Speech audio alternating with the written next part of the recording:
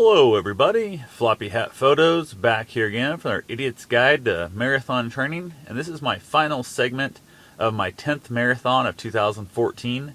And the reason I'm recording this after I've got home is my iPod died and could not record it out there on the trail and that. Plus I was pretty discouraged because my watch, my phone, and my iPod all three died on this run. And I was not in the best of moods to try and, I guess, give any pointers and give any final up review of the whole run. So pretty much I'm going to just break down the main points. Took off running, tried out my new Newtons. Actually not new, I've got 100 and some miles in them, or I think 135 miles like that in them. First long run in them, and they do not work good for me for slow long runs. They're going to be my shoe I use only for speed work from now on out. I've got giant blisters on my toes. The toe box is not big enough for me for long runs like that, and really had to fit with them. Plus that little front riser really kind of kicked in the front forefoot of my foot and just really caused a lot of pain that shouldn't have been there. So that part sucked. I did change over to my Ultras partway through the run, and then from there it felt funky as all get out for a long time to get my feet back in those Ultras. Felt better, got running, did fine. The trail was closed at one point, which I mentioned earlier and stuff, heading back through. I don't remember what all I talked about, to be honest with you. My brain's a little mushy right now. But I end up going out after I ran back by the car. I did the whole math to know how far I had to go out to exactly turn around to come back to get my 26.5 miles, which I wanted to be 26.5 to make my longest run of my life. It'd been 26.43 or 48 before that. So I was definitely wanting to go ahead and knock out the whole 0.5. And I was running good today. I felt good. It was cold. I was sweating. I was freezing at times. When the sun was out and I was in the shade, or sun was under and I was in the shade, and then I'd be out in the sun, I'd be sweating again pretty good. So it was definitely kind of I would like to have taken 5, maybe even 7 degrees warmer, where I could have just kept sweating the whole time and not had that weird, crazy cold feeling. I was getting a little bit of cramping, I think, because of the cold, but it worked out. I made it through. I ran longer than I've ever run in my life today for actually not walking. Like, I had to stop and let the dog go to the bathroom and that kind of stuff, stop at traffic lights, and I stopped to use a porta john, but I never actually walked. Like usually I'll run, walk, and I ran 22, I think, plus miles, and I ran nonstop the full 22 plus miles. After my watch died, which I was at that point, I was heading back, or I had made my turnaround spot coming back through, my watch crapped out on me, battery went down on it, so definitely, I knew I only had to get back to the car. That's all I had to do to get my 26.5 in, so I was super happy about that. My phone was still alive at the moment for a little bit, so I went ahead and set a timer and sent myself a text so I knew exactly where I was at, so I could do the math and figure it out for time-wise, because the watch would tell me how long I was out, plus whatever time it took me to get back to the car. From that point on, once I lost my watch, I lost a little bit of my motivation to continue running nonstop without walking. I think partly because even if I did turn in my best, which I did have a best PR for my marathon time, it wouldn't be quite as good in my own mind because I'm doing math and I could have cheated and lied to that. So I knew other people might not believe it as much.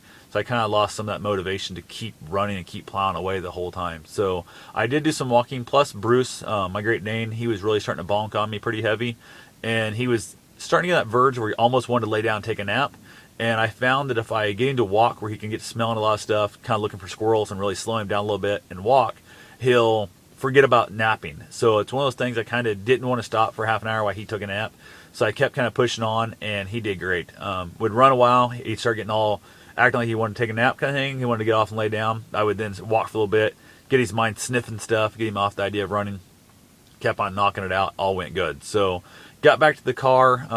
I did the math, like I said, with the time. I knew what time my watch died. I knew what time all that stuff. And I ended up PRing by about 3 minutes. Once I got home, got the watch charged, got it downloaded. So I could see exactly where it's at. I think 3 minutes and like 20-some seconds was my PR time. But again, there's no real proof of that because my watch was dead. So that's all for me. It's all my own word. I'm the one who knows it's true. That's the only thing that really matters. Got back to the car, was happy to be in the car, went ahead and got warmed up, cranked the heat up in the car because I was still just pretty cold. I was sweated through in that. It was cold. I changed some clothes over, put some dry clothes on. Not warm coat, unfortunately, because I was an idiot, didn't take a coat with me. Drove over to the dog park, which was on that trail we ran by a couple times, actually 4 times to be exact. And there was a bunch of dogs there coming back to that last time, so I was super happy about that. Got back over there and just kind of rested out a little bit while Bruce ran around and played with some other dogs, which is funny. He was ready to take a nap and ready to pass out moments earlier. Now there's dogs to play with, and he was running around like crazy. So definitely he kind of tuckered out pretty quick after that. He didn't play nearly as hard as he normally does. He'd have small bursts of like crazy amount of energy, then kind of walk over and set on me a little bit and want to be petted, set on other strangers, want to be petted, then come back over and play really hard. So overall, if today could have been 5-7 degrees warmer, I would have been so much happier. I really would have been better off. Or if I'd have somebody else with me on a bike or somebody else running with me to kind of help keep me motivated, somebody to talk to, would have been a much better day too. But it happens. I'm glad it's over. 10th one's down in the book, and I PR'd. So super happy there. Got 2 more left in the year. I'm possibly thinking about doing a 50K. Haven't quite decided 100% yet, but I'm really looking forward to doing a 50K, and I'm hoping that happens, which will get me my 11th, because 50K is longer than a marathon. And then I only have one left to do, which, depending on how I feel right now, my knee is complete poop, which I refuse to complain about at all in this entire run. I was determined, no matter what, I was not going to complain about my knee. I wasn't going to tweet about it. I wasn't going to bitch about it. I wasn't going to do any of that stuff because I was trying to keep my mind off it. And it was amazing how the less I thought about it, every once in a while I'd forget about it. Then it would come back in, I'd go down a hill or something, and it would start really throbbing on me, and then I'd have to remember it again. So definitely interested there. Who knows how sore I'm going to be tomorrow. Hopefully not nearly as sore as I was after that trail marathon when I first jacked my knee up and fell and screwed it up pretty bad. Hoping it won't be nearly that bad. The other thought is I might run a marathon out in DC. I'm going out there end of the month with my buddy to run the Marine Corps Marathon. He's running it. I'm kind of there just hanging around and chaperoning type thing and driving him back home and crewing for him.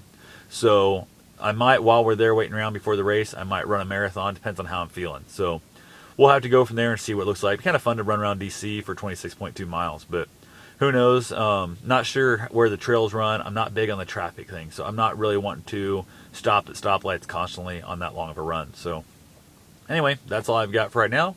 I'll talk to you guys later. Have yourself a safe and wonderful day. Get out there, hit your door, get your shoes on, get out there, hit the door, lace your shoes up, and get your run on. That's what I'm supposed to be saying. So see you soon.